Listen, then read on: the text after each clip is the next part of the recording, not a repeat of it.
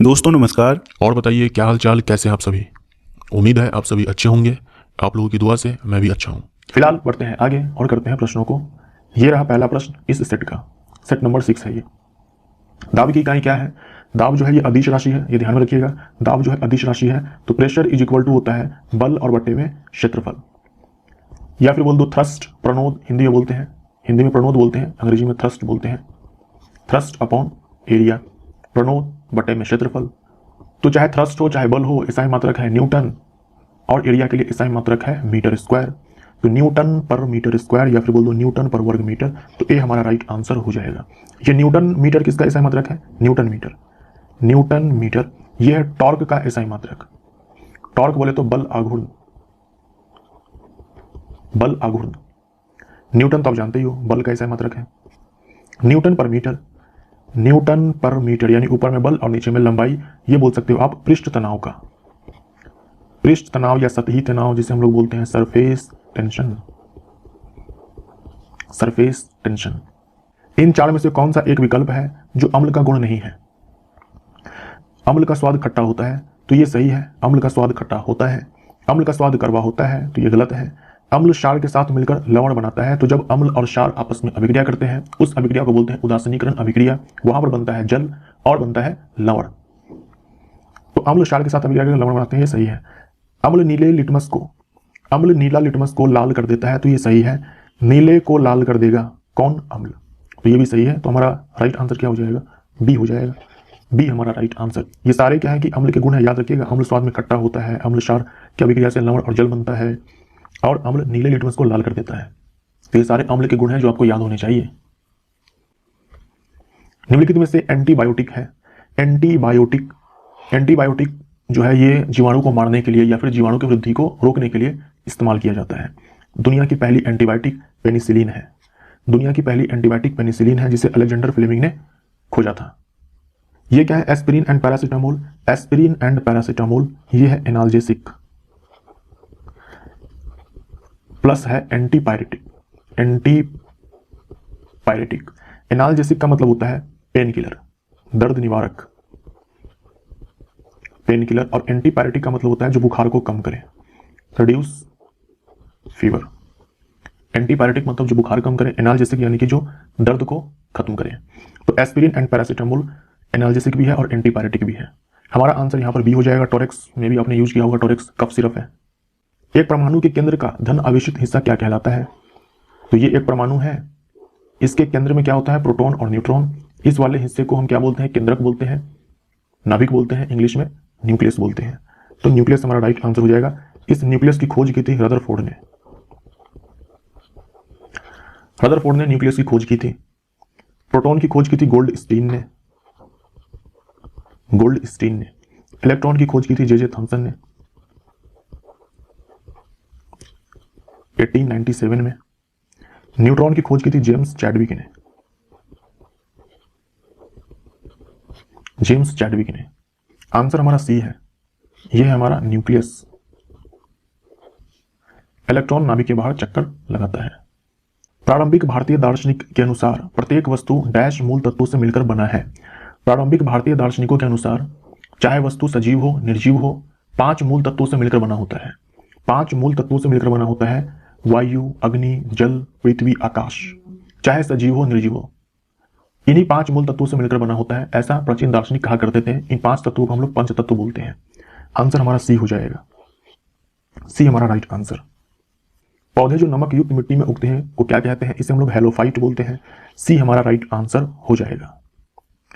तो जेडोफाइट, halophyte, ग्लाइकोफाइट, mesophyte, hydrophyte, सेक्युलेंट यानी कि गूदेदार पादप, इन सब पर हम लोग ऑलरेडी बात कर चुके हैं। एक बार वीडियो पॉज करके फिर से आप पढ़ लेना। स्वाद का पता लगाने के लिए अभिग्राहक यानी कि रिसेप्टर्स को क्या कहते हैं? हमारे जीवों के द्वारा स्वाद का पता लगाया जाता है। ये जीव है, इसमें बहुत सारे होते हैं आपके टेस्ट बर्ड्स, बहुत सारे होते हैं स्वाद कलिकाएं। एक स्वाद कलिका के अंदर बहुत सारे रिसेप्टर्स होते हैं, बहुत सारे रिसेप्टर्स होते हैं। इन्हीं रिसेप्टर्स को हम लोग बोलते हैं गस्टेटरी रिसेप्टर्स या फिर रसवेदी अभिग्राहक, स्वादग्राही अभिग्राहक या फिर रसवेदी अभिग्राहक। यह है स्वाद कलिका, टेस्ट बर्ड, और इनमें होते हैं गस्टेटरी रिसेप्टर्स। ऐसे ही हमारे नाक में है स्मेल को पता करने के लिए ऑल्फैक्टरी रिसेप्टर्स। तो ये दोनों एग्जाम में पूछे जाते हैं। हमारा आंसर यहाँ पर ए है। जेनेटिक्स निम्न में से किसका अध्ययन है? जेनेटिक्स के अंदर हम लोग आनुवांशिकता और विविधता की अध्ययन करते हैं। डी हमारा राइट आंसर हो जाएगा। फादर ऑफ जेनेटिक्स कहे जाते हैं मेंडल। एक ठोस को सीधे गैस में परिवर्तन को क्या कहते हैं? एक ठोस है, बिना द्रव अवस्था में आए गैस में बदल जाता है। इस परिवर्तन को हम लोग ऊर्ध्वपातन बोलते हैं। ऊर्ध्वपातन यानी कि सब्लिमेशन। एक ठोस गैस में कन्वर्ट हो जाता है बिना द्रव अवस्था में आए, उसे हम लोग ऊर्ध्वपातन बोलते हैं। और एक गैस सीधा ठोस में कन्वर्ट हो जाए उसे हम लोग निक्षेपण बोलते हैं, डेपोजिशन बोलते हैं। ठोस का द्रव में कन्वर्ट होना फ्यूजन कहलाता है, यानी कि संकलन या गलन कहलाता है। द्रव का ठोस में कन्वर्ट होना जमना कहलाता है। द्रव का गैस में कन्वर्ट होना वाष्पीकरण कहलाता है, और गैस का द्रव में कन्वर्ट होना संघनन कहलाता है। जो पदार्थ ऊर्ध्वपातित होते हैं, मैंने आपसे पिछले वीडियो में कहा था, आपको याद रखना है, ammonium chloride, Kapoor, iodine, naphthalene, anthracene और ठोस कार्बन डाइऑक्साइड, ये सारे आपको ध्यान में रखने हैं। एम कक्ष में अधिकतम कितने इलेक्ट्रॉन शामिल हो सकते हैं? परमाणु में जो पहला कक्ष होता है, पहला कक्ष बोलते हैं जो न्यूक्लियस के जस्ट बाद वाला कक्ष होता है या कोश होता है। पहला जो कक्ष होता है उसे हम के कक्ष बोलते हैं, दूसरे वाले को एल कक्ष बोलते हैं, तीसरे वाले को एम कक्ष बोलते हैं, चौथे वाले को एन कक्ष बोलते हैं। तो पहला कोश हमारा के है, उसके लिए एन बराबर 1। एन का मतलब एनथ कोश, एनथ कोश। तो के का मतलब पहला कोश, तो एन का मतलब एन बराबर 1। एल का मतलब दूसरा कोश, एम का मतलब तीसरा कोश, एन का मतलब चौथा कोश। अब नियम यह है कि एक कोश में मैक्सिमम कितने इलेक्ट्रॉन आ सकते हैं, उसके लिए यह फॉर्मूला है। आपसे पूछा है कि एम कक्ष में अधिकतम कितने इलेक्ट्रॉन शामिल हो सकते हैं, आ सकते हैं, रखे जा सकते हैं। तो एम के लिए है एन बराबर 3। तो बस आपको इस फॉर्मूले पर डाल देना है 2 × 3 का स्क्वायर। तो ये हो जाएगा हमारा 18। तो 18 हमारा राइट आंसर हो जाएगा। 80% से अधिक कोशिका में पाया जाने वाला पदार्थ है। 80% से अधिक कोशिका में पाया जाने वाला पदार्थ है प्रोटीन नहीं, जल। जल ही जीवन है। कोशिका को भी जीवित रहना है तो जल चाहिए। देख लो 70 से 90% जो है कोशिका के अंदर जल होता है। प्रोटीन ये होता है, कार्बोहाइड्रेट इतना होता है, लिपिड इतना होता है। तो ये एनसीईआरटी का डेटा है, आप चाहो तो ध्यान में रख सकते हो। 40 डिग्री सेल्सियस का मान फ़ारेनहाइट स्केल में है। तापमान का जो एसआई मात्रक है ना तो सेल्सियस है, डिग्री सेल्सियस है, और ना ही डिग्री फ़ारेनहाइट है। तापमान का एसआई मात्रक है केल्विन। केल्विन ये एसआई मात्रक है, ना तो डिग्री सेल्सियस है, ना ही डिग्री फ़ारेनहाइट है। आपके गांव में जो झोला छाप डॉक्टर होते हैं, ठीक है, जो झोला छाप डॉक्टर होते हैं, उनसे जाकर के पूछना। जैसे वो लोग जब बॉडी का टेम्परेचर मापते हैं ना बुखार चेक करने के लिए, तो बोलते हैं कि 99 बुखार है, 101 बुखार है, 100 बुखार है। कभी आप उनसे पूछना कि 101 क्या है या 99 क्या है, डिग्री सेल्सियस है, केल्विन है, डिग्री फ़ारेनहाइट है, जरा पूछ कर देखना उनका आंसर क्या होता है। मैंने पूछा हुआ है अपने गाँव में, तो उनका आंसर था डिग्री सेल्सियस। एक बार आप ट्राई करना। तो डॉक्टर्स जो बॉडी का टेम्परेचर बताते हैं वो फ़ारेनहाइट में बताते हैं। फ़ारेनहाइट में नॉर्मल जो बॉडी टेम्परेचर हम लोगों का 98.6 डिग्री फ़ारेनहाइट होता है। कभी कभी एग्जाम में 98.4 डिग्री फ़ारेनहाइट भी आ जाता है। अब जो होगा वही हमारा आंसर होगा। और डिग्री सेल्सियस में 37 डिग्री सेल्सियस होता है, केल्विन में 310 केल्विन होता है। ये हमारे बॉडी का नॉर्मल टेम्परेचर है। तो आप एक बार पूछ कर देखना, कभी देखना वो डिग्री सेल्सियस में ही आंसर देंगे, तब उनको समझाना आप कि 100 डिग्री सेल्सियस अगर हमारे बॉडी का टेम्परेचर हो जाए तो क्या होगा। कभी मौका मिले तो पूछना जरूर। 40 डिग्री सेल्सियस का मान जो है हमें फ़ारेनहाइट में बताना है। तो इसके लिए एक रिलेशन होता है, degree Fahrenheit = 9/5 × degree Celsius 32 degree. बस इसी पर वैल्यू को पुट करना है। डिग्री सेल्सियस में मान हमारा 40 डिग्री है, तो ये रहा 40 डिग्री प्लस 32 डिग्री। ये खत्म 8 से 72 डिग्री प्लस 32 डिग्री, ये हो जाएगा हमारा कितना, 4 7 3 10, 104 डिग्री। 104 degree Fahrenheit. दांतों में सड़न शुरू हो जाती है जब मुंह का पीएच मान डैश से कम हो जाता है। जो हमारा बॉडी है वो काम करता है इस पीएच रेंज में 7 से 7.8। अगर वर्षा जल का पीएच 5.6 से कम हो जाए, अब 5.6 से कम कुछ भी हो जाए, 5.5 हो जाए, 5.4 हो जाए, जैसे ही 5.6 से नीचे गया ना, उस वर्षा जल को हम लोग बोलेंगे अम्लीय वर्षा। अम्लीय वर्षा। तो आपको ये नहीं याद रखना है कि 5.6 वर्षा जल का पीएच होता है, आपको याद रखना है कि 5.6 से कम कुछ भी रहे तो वो अम्लीय वर्षा कहलाएगा। हमारे दांतों में सड़न जो है शुरू हो जाता है 5.5, अगर मुंह का पीएच 5.5 से कम हो गया। नींबू के रस का पीएच जो होता है उसका पीएच 2.4 होता है लगभग। हमारा आंसर यहाँ पर 5.5 हो जाएगा। मानव तंत्र में इंसुलिन किसका उपापचय नियंत्रित करता है? कई बार आ चुका है सवाल। तो इंसुलिन का काम है ग्लूकोज को ग्लाइकोजन में कन्वर्ट करना, और जो ग्लूकोज है वो कार्बोहाइड्रेट है। बी हमारा राइट आंसर। ये आपको ध्यान में रखना है। ग्लूकोज को कन्वर्ट करता है इंसुलिन हार्मोन ग्लाइकोजन में, और ग्लाइकोजन को ग्लूकोज में कन्वर्ट करता है ग्लूकागन हार्मोन। और ये दोनों ही हार्मोन जो है लैंगर-हैंस की द्वीपिका के द्वारा स्रावित किया जाता है। तो जो इंसुलिन है ना, ये ब्लड शुगर को कम करेगा, ब्लड शुगर को ये कम करेगा, ग्लूकोज को ग्लाइकोजन में कन्वर्ट करके। कम करने का मतलब नॉर्मल पे लाएगा, कम करके। ये मत समझना कि नॉर्मल से नीचे ले जाएगा। और ये इसके ठीक विपरीत, ये ब्लड शुगर को यानी कि ग्लूकोज के लेवल को बढ़ाएगा, ग्लाइकोजन को तोड़ करके ग्लूकोज में। तो ये दोनों मिल करके ब्लड शुगर को कंट्रोल करते हैं। आइंस्टीन को नोबेल प्राइज किस लिए मिला?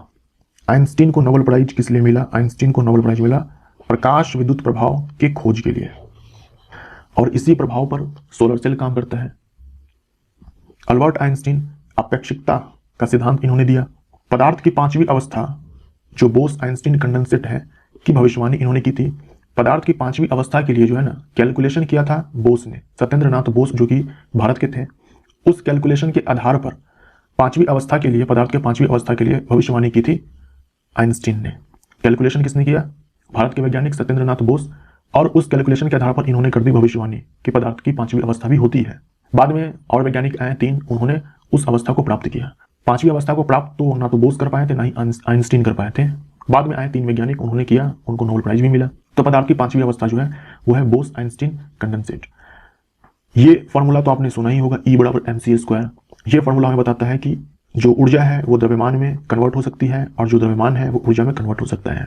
ये रिलेशन दिया था आइंस्टीन ने, जो कि काफी फेमस है। दुनिया का सबसे प्रसिद्ध जो समीकरण है ना वो यही है। द्रव्यमान ऊर्जा तुल्यता के लिए समीकरण दिया इन्होंने। प्रकाश विद्युत प्रभाव की खोज की, जिसके कारण उन्हें 1921 में भौतिकी में नोबेल पुरस्कार से सम्मानित किया गया था। निम्नलिखित में कौन एक उभयधर्मी ऑक्साइड है?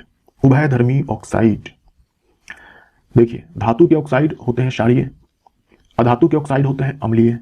उभयधर्मी ऑक्साइड, अब यहां पर देखो ये एल्यूमिनियम है, ये जिंक है धातु के ऑक्साइड, होने चाहिए थे क्षारीय, लेकिन ये क्षारीय के साथ साथ अम्लीय भी होते हैं, इसीलिए इन दोनों को हम लोग बोलते हैं उभयधर्मी ऑक्साइड।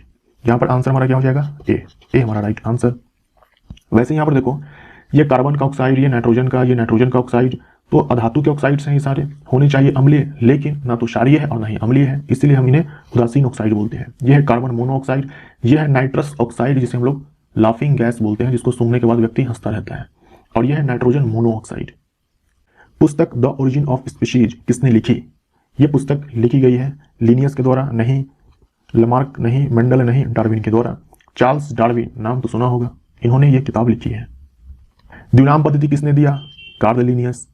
वर्गी के जनक कौन है? लिनियस। सिस्टेमा नेचुरी पुस्तक के ये लेखक हैं। जेनेरा प्लांटेरम पुस्तक के ये लेखक हैं। मेंडल साहब को बोलते हैं अनुवांशिकी का जनक। डार्विन साहब ने प्राकृतिक चयनवाद का सिद्धांत दिया था। द ओरिजिन ऑफ स्पीशीज पुस्तक के ये लेखक हैं। लमार्क ने दिया था उपार्जित लक्षणों का वंशागति सिद्धांत। ये सारे जो है बहुत ज्यादा इंपॉर्टेंट है, जो आपको ध्यान में रखने होंगे। विद्युत धारा निम्न में से किस उपकरण से मापी जाती है? विद्युत धारा मापने के लिए, यानी कि इलेक्ट्रिक करंट हमें मापना है, इसके लिए हम इस्तेमाल करते हैं एमीटर। तो बी हमारा राइट आंसर हो जाएगा, एमीटर। और एमीटर को हम लोग सर्किट में लगाते हैं श्रेणी क्रम में। ये एमीटर है, श्रेणी क्रम में लगाते हैं। ऐसे ही एक होता है वोल्ट मीटर, वोल्टा मीटर नहीं, वोल्ट मीटर। वोल्ट मीटर को हम लोग लगाते हैं पार्श्व क्रम में। ये वोल्ट मीटर है, इसे हम लगाएंगे पार्श्व क्रम में, यानी कि पैरेलल में, पार्श्व क्रम में। इसका काम होता है वोल्टेज को मापना, वोल्टेज को मापना, या फिर बोल दो पोटेंशियल डिफरेंस यानी कि विभवांतर को मापना। अब देखो एक है पोटेंशियोमीटर, यहां पर इसका भी काम वही है, पोटेंशियल डिफरेंस को मापना। लेकिन जब भी पोटेंशियोमीटर के बारे में पूछा जाता है ना, तो वहां पर ये विभवांतर ना देकर के ईएमएफ दे दिया जाता है। ईएमएफ इलेक्ट्रोमोटिव फोर्स, यानी कि विद्युत वाहक बल, विद्युत वाहक बल। तो किसी बैटरी के विद्युत वाहक बल को पता करना है, यानी कि ईएमएफ को पता करना है, तो पोटेंशियोमीटर का इस्तेमाल होता है। बैटरी के आंतरिक प्रतिरोध को भी पता करने के लिए पोटेंशियोमीटर का ही इस्तेमाल होता है। आंतरिक प्रतिरोध यानी कि इंटरनल रेजिस्टेंस। तो दो चीजें माप सकता है, इंटरनल रेजिस्टेंस भी माप सकता है और ईएमएफ भी माप सकता है। कौन? पोटेंशियोमीटर। या फिर बोल दो विभवांतर माप सकता है पोटेंशियोमीटर। तो जो काम वोल्ट मीटर करता है वही काम पोटेंशियोमीटर भी कर सकता है। अब यहां पर एक बैठा हुआ है सी में वोल्टामीटर। वोल्टामीटर देखिए, यहां पर जो पूरा अरेंजमेंट आपको दिखलाया गया है यही है वोल्टामीटर। तो वोल्टामीटर एक डिवाइस है जिसमें करवाया जाता है विद्युत अपघटन। विद्युत अपघटन इलेक्ट्रोलाइसिस करवाया जाता है। जैसे यहाँ पर देखो, पानी को तोड़ दिया ऑक्सीजन और हाइड्रोजन में, इलेक्ट्रोलाइसिस प्रोसेस के जरिए, विद्युत अपघटन प्रक्रिया के जरिए ये करवाया गया वोल्टामीटर में। तो वोल्टामीटर एक डिवाइस है जिसमें विद्युत अपघटन करवाया जाता है। खाद्य पदार्थ का ऑक्सीकरण रोकने के लिए निम्न में से किस गैस का उपयोग किया जाता है? खास करके वैसे खाद्य पदार्थ जो ऑयली होते हैं।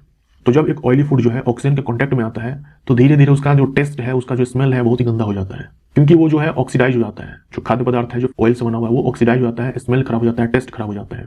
तो बस इसी से बचने के लिए ऑक्सीजन को बाहर निकाल दिया जाता है और उसके स्थान पर नाइट्रोजन को भर दिया जाता है। बी हमारा राइट आंसर हो जाएगा। जैसे ये देखो, ये चिप्स का पैकेट है, 10 रुपए का चिप्स का पैकेट है, 10 रुपए दो, ये चिप्स का पैकेट लो, 5 रुपए का चिप्स मिलेगा, 5 रुपए का हवा मिलेगी। तो इन सब में ना नाइट्रोजन गैस भरी होती है। मानव शरीर के कुल भार का लगभग कितना प्रतिशत जल का होता है? तो ये लगभग 65% होता है। कभी एग्जाम में 65 आ जाता है, कभी 70 आ जाता है, कभी 60 आ जाता है। तो इसी के आसपास होगा, 60 से 70 के बीच में। तो आप ध्यान में रख सकते हो 65%। 100 वाट का बिजली का बल्ब यदि 10 घंटे जले तो बिजली का खर्च होगा। बिजली का खर्च बताना है इकाई में। इकाई का मतलब क्या होता है? Kilo watt hour. Kilo watt hour, इसी को हम लोग यूनिट बोलते हैं, इकाई बोलते हैं। अब यहाँ पर किलो वाट देखते ही ना जल्दबाजी में ये समझ लेते हैं हम कि ये शक्ति का मात्रक है, लेकिन ये शक्ति का मात्रक नहीं है, ये ऊर्जा का मात्रक है।